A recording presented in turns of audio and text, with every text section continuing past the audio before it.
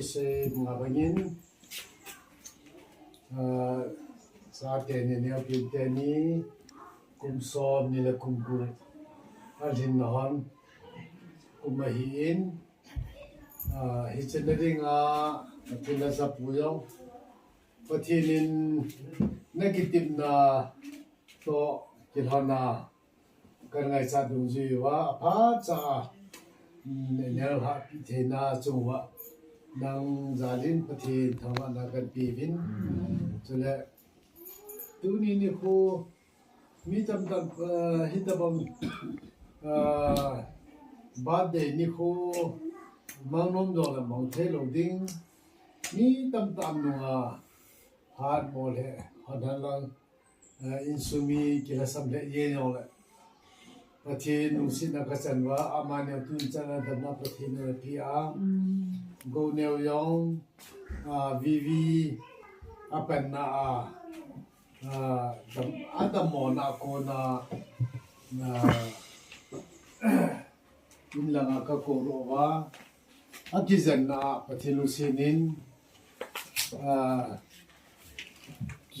ลัมกากอตีชนะพาอิน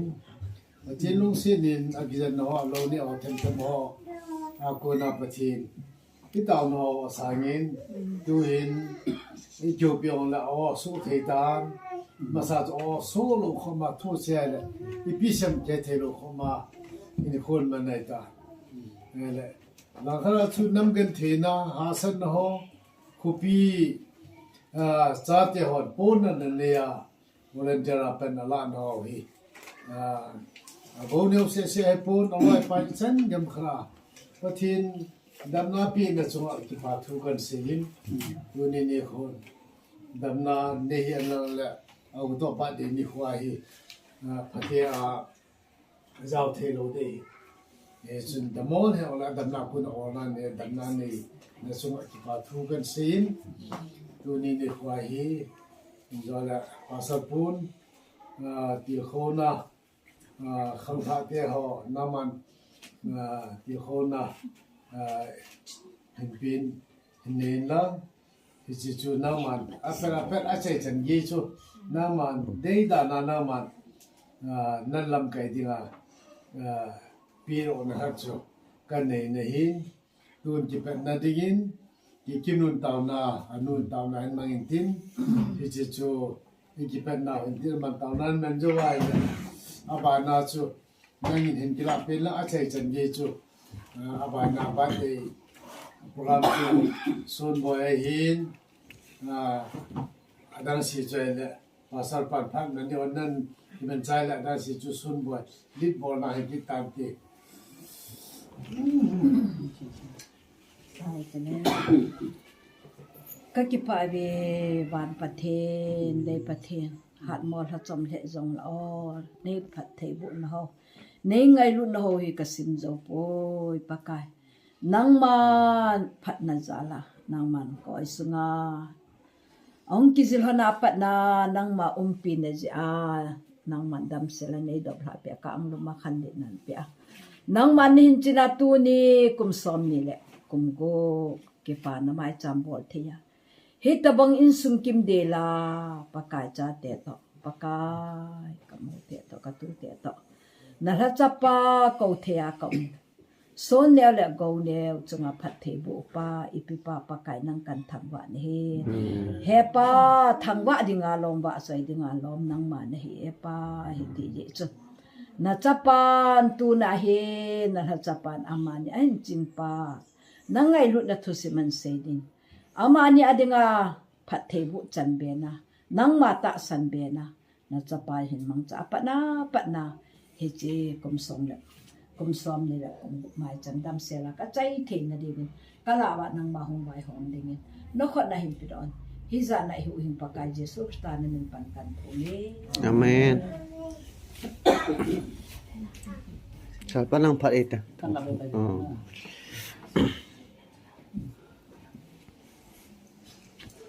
ale ki pa men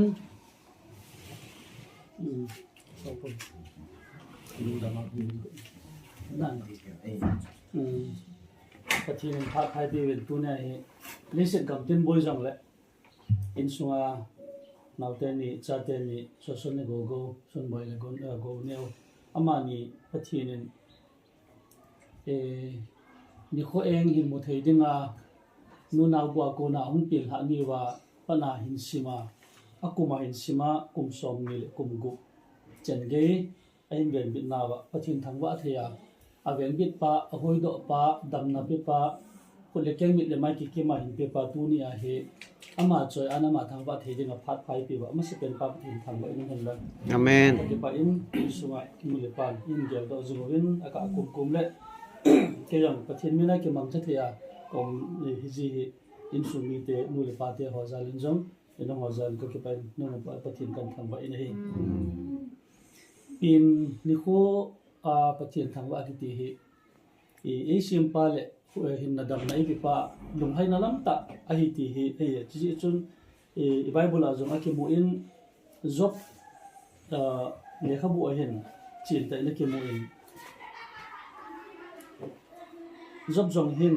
a cha pate pin ni khu ting le iti hin anabol ji in job cha pate hin a pin ni kho a hin ting le ani khol hin pa ina chun pin ni kho golwa abolwen aban banen akitolwen asupi no mei thumjom chu nei khom don khom dingin I apo jiwen hi anu ai sim su swa hele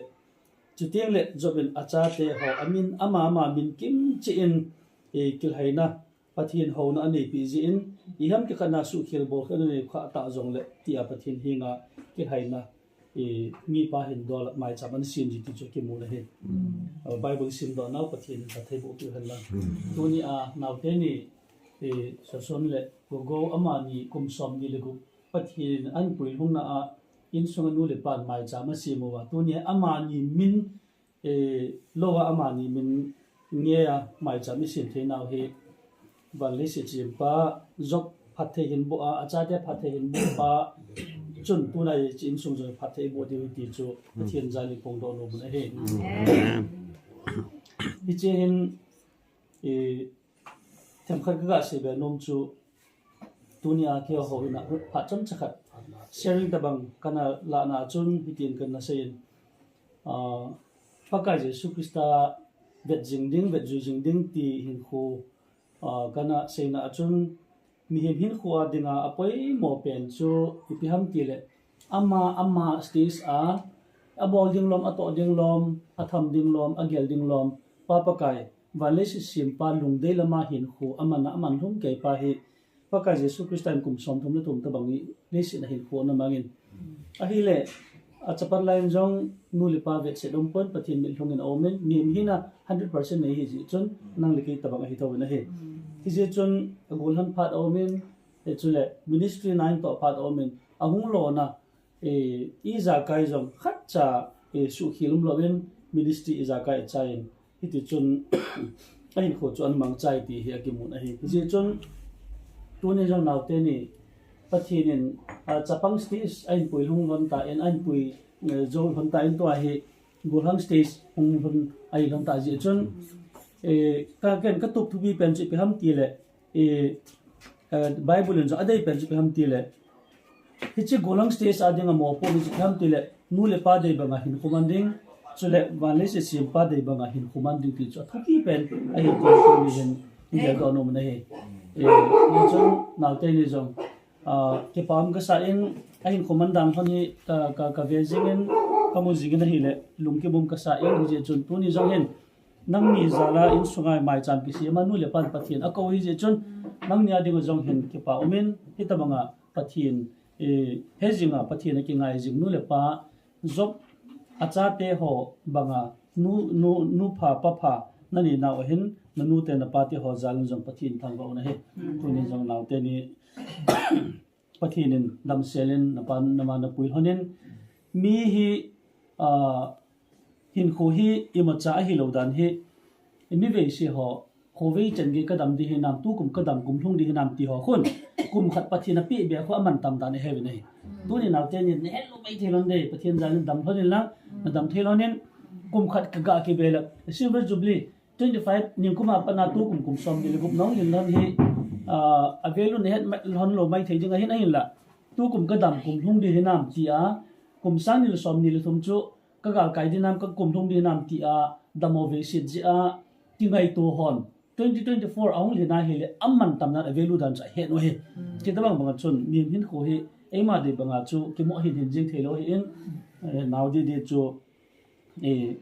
vi la apang hi in khosung ven hi chi nama denga kholegam lenga pang hi in la hi chi pathin a hoi do in tidam ludam na pe in nani nil hodin pathin in dam sela tu ni chin ge hin dam na pe hi amo se poi pathin in man nom hin nil hon hi pa pha nong hi lona jiphata tan nei nil hon the dinga golang hin ho chu asim pa pakai lung dei lama hin khu iman pau chu bi pen hi ti chu hi mi tam ta in aga bo veven epi ham alam pi ti di ham anol hin thena dinga izot pading lam pi humi tam dan avezi bo en je chon tu ni hen nal te ni pa phata nong hi wa insung ki pa ta jiphata nen muwa hin ko nai man thena dingu athupi pen chu bi ham dil tu na he van le se chim pa kum som ni lup chen ge na hin bo do pa lung dei lama hin ko na man po pa thi nen dam na hin na tha na nan pi pau he pathin do ma ana hin man lo wa nu le pa in sung mi ai lon pi le pu van le se sim pa ho bum mit thunga ho bum pathin dei ba ngai ko na hin man wa hi le hi chu alam pi su ni mi tam ta in pathin dam the na pin pathin dam the na pi pa pathin do na hin ko mang na he sa pa chun don't let the blessing of God to reject him ti khat om kati za pen pen cha he in sunga ka se pen he in hi chu tu ni naw tenin tu ni na khosa na ho ipi ho ka mu do la hin pathin phat the na dam na hi sial na ti ham khosa the na khol ke mi le mai na hin pi pau hi pakai do ma in hin khol na mang be se pu ti ka mu nei le ka ke pain se di jong atam be se pu in hi chu lung hai na khat ka ni na hi chun tu ni hin naw te ni jong nang ni za la pathin thang ba ori in nang din do hona hi chi bible chang hi lien zui hon ding hi chi zo ting le tao na hi ibon chaw ne ke phat chai na kom pan di ha pathin thang lo de na ya do jing hon din in pathin na su khil na bol khil na wa zo na ngai dam honin na ho zo na su dam pi ja kum som ni ni pui rong he na ti chui ha dio he sam za le thum na David la bol he in nin zui hon lang o ka hagao pakai choi anin kalung lai gila cheng zo sin amin thing choi anun kalha o kalhagao pakai choi anin phat chum na na pi ho sumil lo zenin na thi mo na cheng si ngai dama na abon cha dam sa pa than khu a ko na na hin khu phat dama lung sit long lo le happy la lu khu banga na khu pe na hin lai sunga an pha a na va zinga kham donga na koya muwan lai banga u thena na koi pa chu pakai in happy na buling set lung sit the ma hin lung hang wa lo lung sit long lo hi chen chu ga sim tin to ban lang na pathi ne tua na sim do ram chu o ka thaga pakai chu ani ka suma jo si til chun na ta sa ti pa zo si chun pakai chu ani ka chunga na chunga David amma hin a thagau ko ma asi he tia chu ni na chunga athil bol chu si chu khat cha jong hai mi in na sim tu chun count your blessing them the one by one pathina na pi pa chu khat nun sing na chu kidang na sa te te ding ti pa chu na he mi kum som ni lu alin ma a ting sola akut ki atana khut le keng be ya mi hin khomang accident to a da mozi a paralyze a chặt thầy lo wa mi tam ta uma hi ai là cùng som ni lugup chân ge pathinen mel hoi ta le dom hoi ta le ta sati ba ti bukima be ham ana to ding bang ta imi nin jong khomo be ham thu sei the ne the don the cha the ya ki the wa the mi himin pathin asim bang ta tu ni chen ge na ta sa wai function la ya pathin na chu an the na pau hi amana man ta mi ti he tu na hi na su mi lo di hi je chu ki chai na a iga sei de bin ten je chun ke pa omen ibon chawn pathin thangwa na chi kan sim zo tiang le phat the nai kan sim zo tiang le tau hi ten phat chai na tua i tau nau akum khana pa chu ken mang ten mai chamal han don le ke ol han don ning ting aban pa chu le program chaw na ji he epi hele chi hi listening ting pathin mosi koma aron te koma kami te ho phathe na bu te ta phathe na bu ti tu ni amani pin chan pha pin ni kho ong thin ni a amani dinga pathin thu thangwa na ti ram phathe bon in sin video hi tu ni kho hin naute ni sonal le go neu so son le go go kum som ni le gup chen ge na in pui ngo wa pa pathin lopina thangwa na choi na lal na zo si nang ni zalin hung chang lang pakayen nang ni phat the na bo hon lang na ching jing hon hen pakayen na chung hona amai ba salwa jing hen chule nang ni dingin na lung se jing hen pakayen na chung chang ve jing hen lang ti chun nang ni adingin chamna na pe jing hon ta hen dibon cham pa ko te thangwa Kapong may dumating Hallelujah.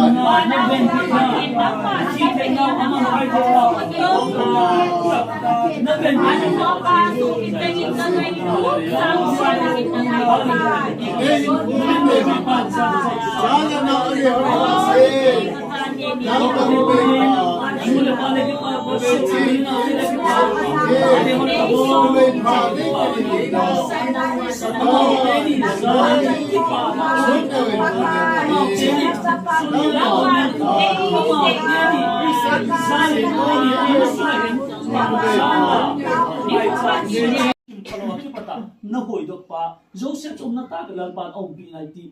Bible kamu uze ko Joseph kapoy dok achang ti kamu ye to kunele now ten hoy takil aw now taka lalpa nang maungsian ni na lugsin na kamu yan he ida chunal pa kapaten khovel patalo no ahi nang ma dei banga tuni kum som ni lugup atin new mai cham chunghen amawa dingen nul pa te in subite ulen ata ka bonchang kakipang nati haw na ko ba kahun tuno a iti chun mai lam ale nang ma ven bin na achan lo wa hi chun mi hing hi chom cha le ka hin ko deng de tu gale di gale tol ne ke hi wa thal gi bom gi le nial ma ei thak no ei man nom ei suk chi nom te ho na la ka khosa ka hi je gon pa naw te ni hi na ma hoi dam na ven bin na hu cham ni tu ni kum som ni lugup amai cham chu mai ka bon chal amau nya ding le na ven bin na hoi dam na ka bang san na la le hi kam te na le pe na hi sel na pe na de chun a hun dum zuya na yin pa na saka hi chun amawa de khununga dinga na hun te atin ni le numei phatak in chen phataka cmp thei christian in sung cmp thei lalpa ne amawa dinga nagon saka ba obde ti je chun le ne ahun aphat ati ni adinga ne nagon sak ding je ding chun le na pan pina ka ba san la he ma lu se ta men mai cham le kapu zop in achapate pi ni khuwa ama min ngeya mai cham asima nalung adam mga tuni mai cham bile nangin kapu zop mai cham sang pakhan tuni mai cham ni hun sangla ama wadinga kange na te ho ching nawang sa na kachan nawle bahim ti kata sukhil bol ke lene iwai kum som ni lenga mai cham ni kwa ki pata kum som ni legup mai cham tinga ati zalo da tak zalo na om le tunya hi kapu zapin achadan sukhil khana ta mai cham asima ke hai na gilo thu pa chai na mai cham asim bangin tuni mai cham sukhil abo ke ti ho chen chen na ngai dam na mai cham hiding le na ko kan na he mai lam alal panin pi to zela kum som ni legup mai lewin kum som ni se ba na ban kum som se kum som get mi hindam kum nasim kum som ko ho ting ting ai lal pa hung dam ti nun adam now ahin ko le lal pa ding su so ta amal pu ding na lung sin na ko ne he tu ni in sumiten now tani ading ba de ke he ong ki se ma je ba de ke he mu thei la ma chun taksati na bak nek thei ding chun alime kamas lima kamas thoma hin ko sunoma jebang banga hi amau ni hin na hi nuli pa ding ale so piluna pole ve nga ding ale chile na ma ding ale hobunga ding ale achung cho le wa na ma simpa na nga ding hi ahin na hi zeke thum banga hi ami changa ding hi ahin na ki pa de nga ning ki telo ma hi lo on dingin ake ka hi a ba de te na ko ta kan la he bang ki wa na ma lo pin hin tin na wang sa na de um taklal pa isun ko yan he Amen. Hallelujah, hallelujah. Amen.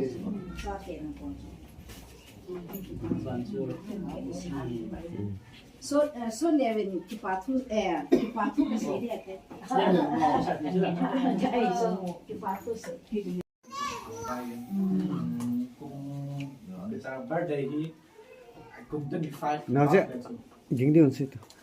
kung 25 ba pile ang jugol hang do ma cho kyom nita e ba kim chu pi ka sa pin chu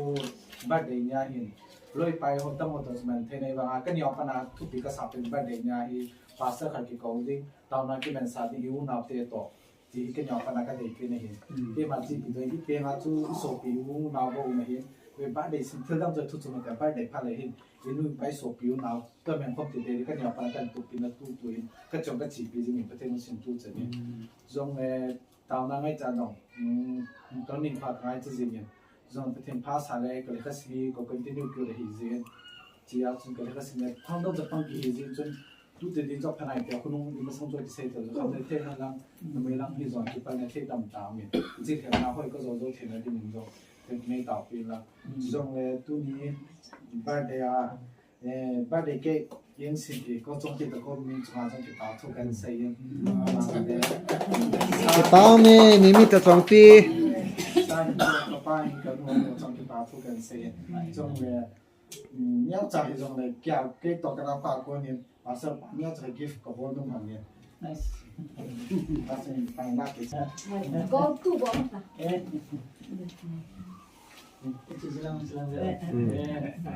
Video achu. Cái bao mê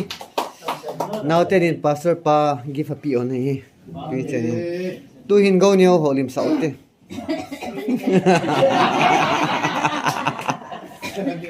Say to. Thế thôi cái pastor sẽ to go nhiều nong. Say ta. Đừng ta. Min. Go nhiều hi mi nào pa hi na cái phalam zen na. Zek ye le a frank thimin go nhiều hi cái phalam dan he. Anyo penny ai pe ko ma ma ko. Ala sa hong ping hin na. Cô nó sẽ cho cái gì To hi aun se cho ma se tai. But de ke bol tau te na le. Amama hi bang sir hi banga lai ta bui lai ta bar di man thui patin thong wa te na.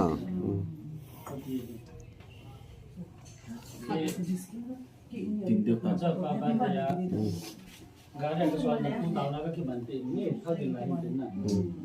December 17 so ba mong được Ding hono nang ni birthday lai sa liu te. Are you ready? Chapang hon ko ta chapang ni hon ko ta. Henu nang gatik ta. Pato. Papa Neo đó Chapang kyung ta malaban. Ai le 1, 2, 3. Happy birthday to you. Happy birthday to you. Happy birthday to you, Zeg and Go. Happy birthday to you. May the good Lord bless you. May the good Lord bless you. Go to Zeg Zing to on. May the good Lord bless you. May the good Lord bless you. Go and Zeg. May the good Lord bless you. Happy long life to you. Happy long life to you. Happy long life to you. Happy long life to you, Zeg and Go. Happy long life to you. Semono. Asem khot beng wo. Kun ke ai lang henu le pani san lang. Pastor pa mas penta hen na. No mas pendi sahaw.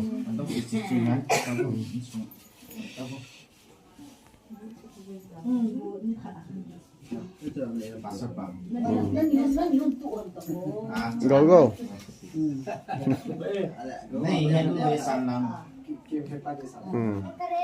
Nani keren jung ji ta cha khalo pizza. To hi go go to nauzek Christopher to nauzek in pastor pa ke na ni masat pen hon aban le anu le pa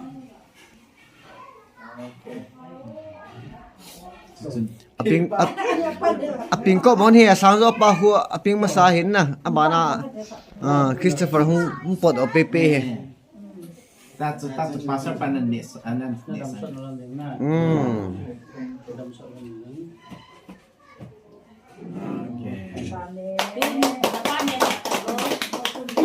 Ne di ko chu kanu hin cha ko ta nei he tu cha nai ngwa henu in beton lang tu cha nai hoi na lai he Adong oilas. Any zo de hapta pe na. no an ki se pata chu Bang ko dulo. Lima din ai hanu ya pa nem khalo. nào dễ hi chỉnh gì chứ cái tí Mi patin ha. ano neo pa neo pi lại ta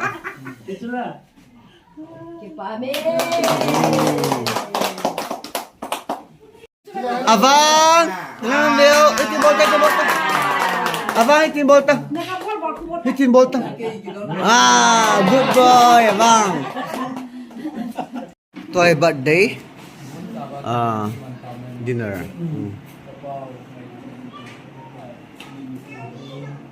Suya nam kanadin himbang ipamen kung form feeling ko lang yung nga itong lang ka nagsimle bumel nanin ko sa na ipanaen ko kung form feeling nga dam na papat ka nidan panay piziun nanin sa ano kung kasi naging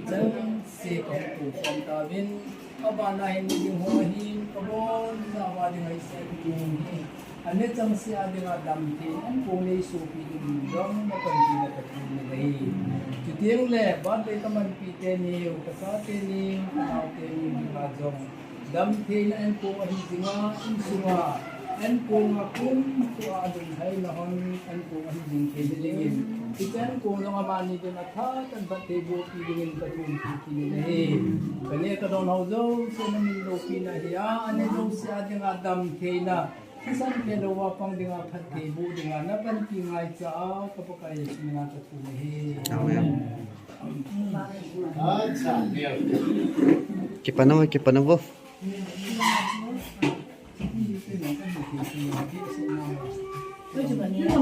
Bo sa kelsa asa amo na kimi to hai Kini ni